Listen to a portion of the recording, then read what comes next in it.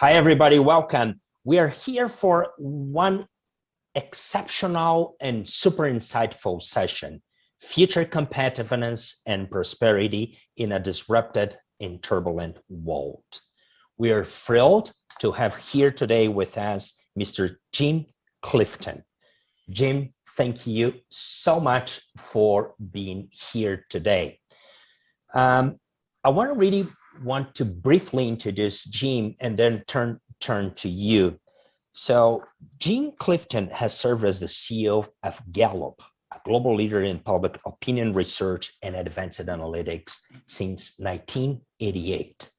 Under Jim's leadership, Gallup has expanded from and becoming really a global company with 30 offices in 20 countries and regions. Mr. Clifton is the creator of the Gallup Path, a metric-based economic model that establishes the linkages among human nature in the workplace, customer engagement, and business outcomes. And I think that I can say, Jim, that you and Gallup really are at the forefront of behavioral economics in practice and doing that at a global scale. This model, the Gallup Path, it's used in performance management in more than 500 companies worldwide. One of the most recent innovations, and I believe we'll hear about that today, is the Gallup World Poll that is designed to give the world's 7 billion citizens a voice on virtually all key global issues. In 2015, the Clifton Foundation and Gallup announced a $30 million gift to the University of Nebraska to establish the Don Clifton Strength Institute. If you are interested in strengths, performance in the workplace, I really encourage you to check the work that Gallup is doing, the work that Jim is leading. Jim is the author of the Wall Street Journal bestseller, Well-Being at Work, released in 2021. So check that out. It's available at this moment. It's a book that explores how to build resilient and thriving teams and organizations. Jim also is the author of the #1 Wall Street Journal bestseller, It's the Manager, the bestseller Born to Build and The Coming Job Wars. In addition to that, he has authored many articles. His chairman's blog at Gallup attracts a tremendous audience from around the globe.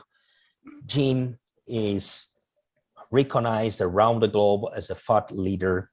He has received honorary degrees from Medford, Everest, Jackson State, and Bellevue universities. He's also a distinguished visiting professor at the University of North Carolina in Chapel Hill, which is a GFCC University member, and Duke University. Jim, we are delighted and honored to have you here today. And we're, through the GFCC Frame This Future sessions, we're talking how we can weave this 5 future defining elements into future competitiveness strategies: innovation, sustainability, resilience, inclusiveness, and partnerships. Gallup has become really a major player in the globe in terms of global statistics. So one question, maybe to tee you up for your remarks, is what are the metrics that leaders around the globe should look at to think about those future 5 defining topics? Jim, once again, thank you so much for joining us. Over to you. Roberto, thank you. Chad and Deborah, I really enjoy working with you guys. Thank you all for all you do for the United States and today for Brazil and for the whole world. Roberto, thank you for the time that you spent with me the other day talking to me about my assignment.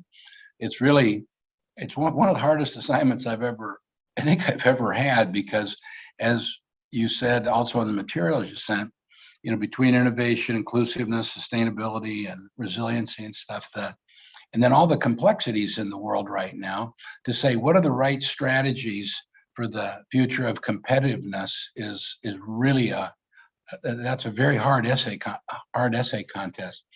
But thank you for that preparation time. I'll tell you what I did.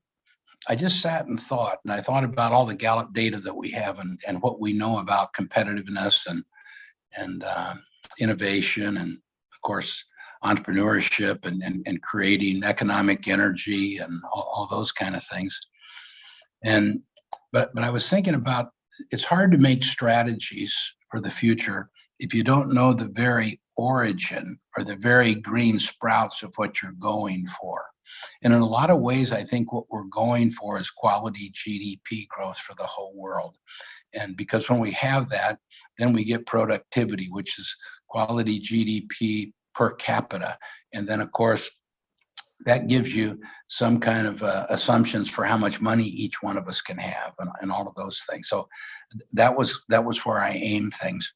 But, so Gallup has been studying, I mean, we're so deep into inclusiveness and sustainability and ESG and all of that. But one of the things I think that all of us should consider, and everybody in this summit, that we're not very good at measuring as a civilization of leaders, is what role does spirit play in all of this? We assume that this is all about building, where we all got to get to work and really build a better society for the whole world. We tend to believe that it's in trade agreements, better tax legislation, maybe trillions. I think of our $90 trillion global GDP, I think there's going to be another like $20 trillion of stimulus. But you wonder, is that really a fix, or are those just great big band-aids? Because if you go to I read a long article on what was the most productive time in human history. So that's 200,000 years. And you get left and right-leaning economists to agree pretty well that it's between 1850 and 1950 in the United States of America. The progress that was made over that 100 years, when you go back and list it, is just unbelievable. Before that, we'd go through tens of thousands of years with no progress at all. Then you get a time and you explode. But if you go back to that time, and we have tracking data from our founder, Dr. Gallup, whose picture's behind me, boy, America really had a spirit of growth and building back then. People were doing pretty darn well. But even real poor people, my relatives were poor farmers and ranchers and homesteaders from South Dakota. Man, they really had a spirit. It was so recently, I actually knew my homesteading grandfather. Boy, he'd get up in the morning and he was always building. But when you look at that, was it the Homestead Act, or was it that he really had building in his body? But so we built consistent sampling frames across 160 countries 15 years ago, because while we know so much about 7 billion people economically, when they're born, when they die, birth rates, death rates, I mean, and everything they spend on Visa and MasterCard and all that kind of thing, and when they went to the dentist, but we have a huge vat of economic data. But boy, you can cut that until all day and all night long, and you really won't learn where those green sprouts come from until you get back to a spirit. What we're really poor at, and I think it's fixable, is while we know the transactions of life, we don't really know how people's lives are going. Nobody really stops and says, "Hey, how's your life going?" But within that is when we can find out, I think, whether or not the world is in a spirit of building. I also, Deborah and Chad, I kind of got a kick out of it. I turned it upside down. I wanted to know what the enemy is of sustainability and especially competitiveness. And I think it's misery and suffering. When you have a country or a city that's miserable and suffering, you're not going to get competitiveness. You're not going to get economic energy. Nobody's going to produce economic energy where none previously existed, and that's what you're going for. We have a question that we asked: did you experience any of the following all day yesterday? Anger, stress, worry, sadness, and physical pain. And we asked the whole world that question. So when you do 160 countries, you get 98% of the population. So we just said, and those are in combination, that's just kind of the worst life you can have right there.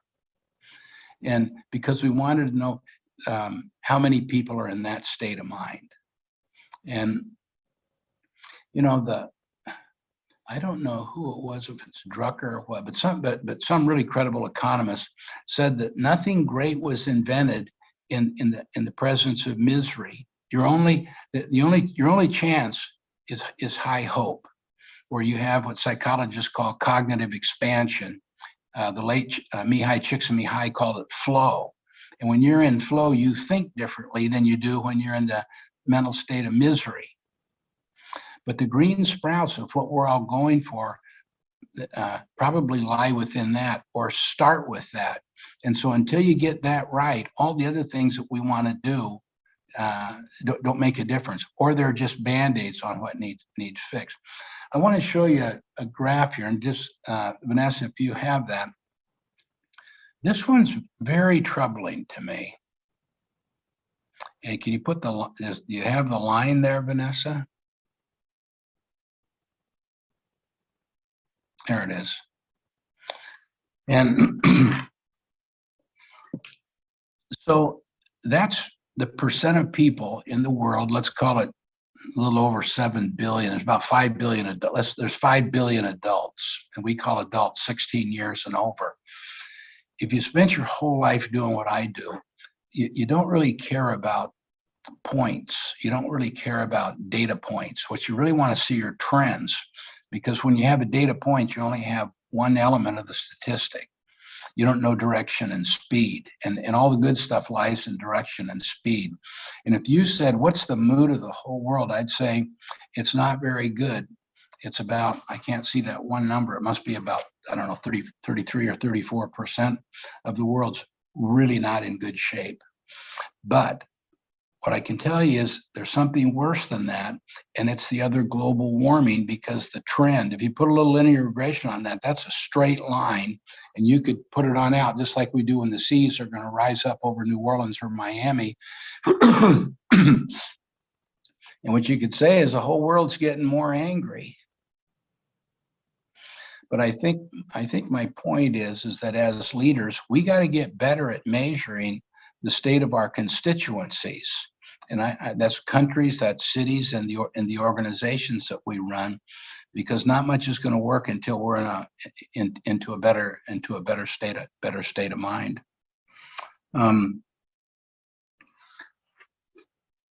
We did kind of a thing here where we said, what's the state of mind where you're most likely to build something? Building is what you're going for. It's hard to understand, innovation and entrepreneurship are two different things. One's really inventing, and the other one's finding a customer, I think. But if you said, well, what do you, and typically there's two people, kind of the Wozniak Jobs thing. And sometimes there are even three. But with all three people, and they all contribute something different to a startup that booms, is that they're all in a state of very high hope.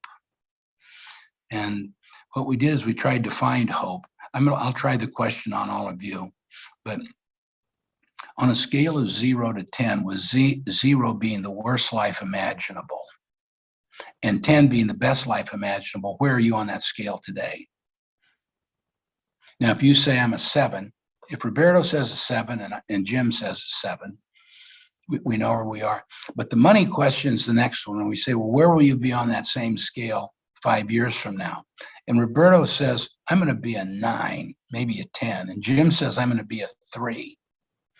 Well, what we learned is that Roberto has high hope. And the question is, what percent of the whole world of adults are in high hope, and which ones are in where Jim is, which is in a condition of suffering?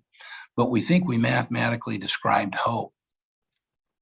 But if I had a suggestion or a magic wand, I wish that the leader of every country, city, and company had some kind of a metric that was as true as profit and cash flow and stock price for those, because I think that would change how we lead. And I think I'm just going to end that part of it by saying, I know Drucker said, you can't manage what you can't measure. We're missing a measurement. And I think the measurement's got to have something to do with the spirit and the mood of the constituency with which we're dealing and how much hope they have. And I think that lever can get us more than all the other things we work on. I'm not either oring them. We ought to do them all, but we've got a real blind spot as leaders in the space and time that we live in to the importance of state of mind. And we should just be more intentional about it. I'll make one more comment, Chad. You've heard me make this, but Tennessee is really a good example. The variation is huge. The spirit in Nashville is terrific. For all those of you who've been to Tennessee, I believe, Chad, you're from Nashville or somewhere right around there. And then if you drive down the road in the same state where all the legislation's, everything's the same. And Memphis is suffering from a hope problem. There's a lot of sadness, but the towns are very, very different. That's because leadership makes a difference. I don't know what's going on in Austin, but man, the spirit down there just never stops. I got a friend that just became mayor of Cleveland, and the hopelessness is unbelievable. But I think that we need to take those as seriously as we do money in these towns, or they're going to, in countries, it's going to be hard to fix. Maybe my last point, and again, I went to where I think the very green sprouts of all this are, and I went to startups. I don't think you can really have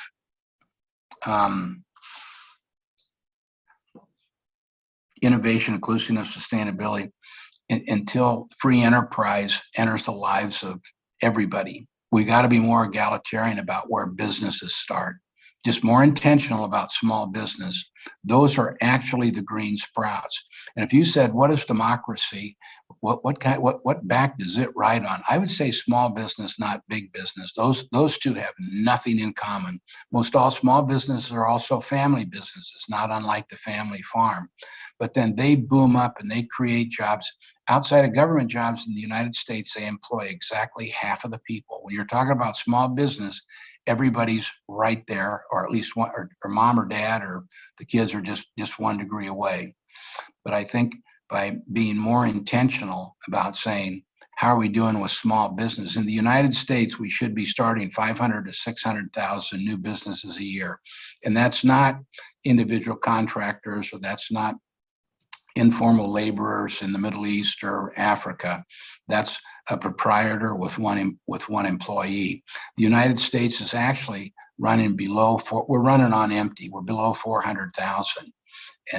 But it's very fixable. We could go from, if we got intentional about it, we could go from 400 to 500,000 or even to 600,000. And that would not only change America, but that changed the world. I'm going to stop right there, Roberto. Those are my comments. Jim, this was amazing. One thing that sticks to my mind is this notion that you have shared with us that we need hope to create the future, and we need to measure that.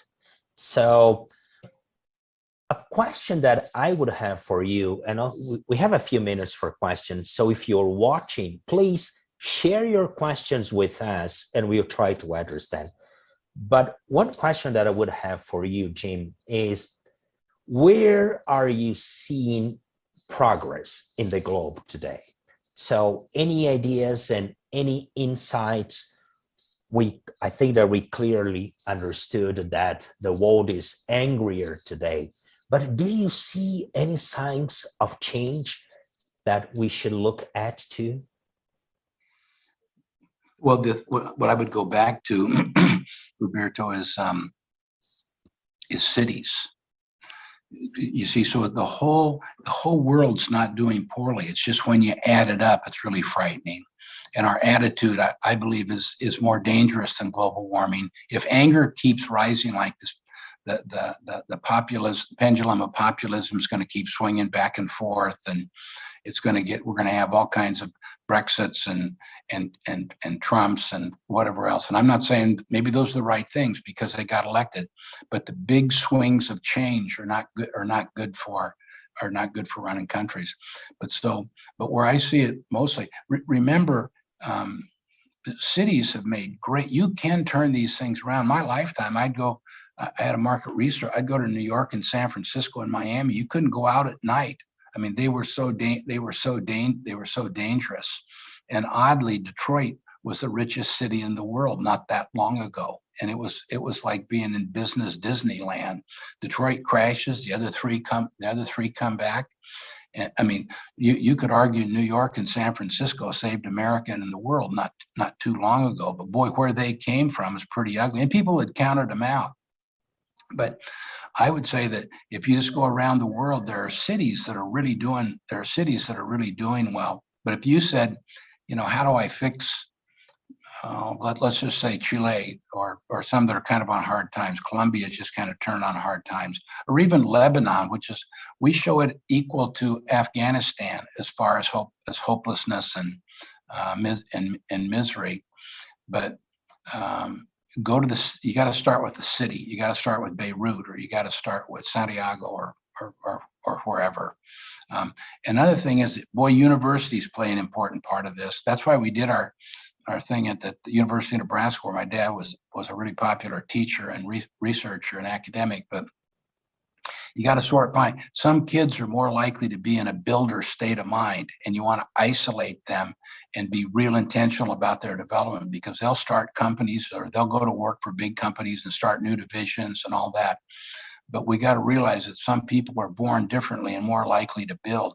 Isn't it interesting that some kids get up, and I don't know why, but they want to cancel and destroy, and the one next to them wants to build? That's amazing. So the way I hear you is that hope is here, but it's not evenly distributed. So the rise of cities is fundamental. And we've been seeing that around the globe. And this makes me remember something that we did in 2016 in partnership with you, Jim, when we had the GFCC Global Innovation Summit in London, and he hosted us at the Gallup Group headquarters in Europe, at least in Europe at that time.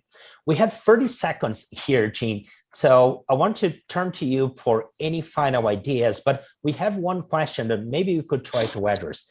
Do you see digital transformations impacting global well-being? And any final comments that you would like to share with our audience? Can you repeat that? What about digital? Digital transformation. Do you see any connections between digital transformation and global well-being?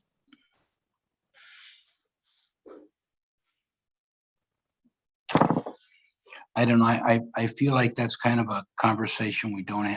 I'm really sorry, but I feel like we're real deep into that, and it's getting more complicated. And actually, the deeper you look into it, at least for me, the more I don't understand it. So I'm probably not the best person to ask. But I think that concludes my comments. And again, thank you. But I think that this is really a good group to get together to say, I mean, somebody's got to influence and change how we direct countries and cities. We got to give them ideas. We got to get new things for them to measure and new ideas. And those are mine. And I really appreciate being a part of your summit.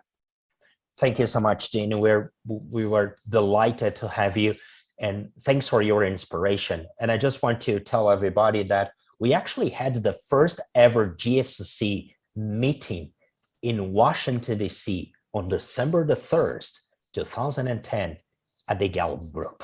So thanks for hosting the GFCC at the time. Thanks for being here today. You shed light into some fundamental things, the need to measure hope and how hope is related to future building.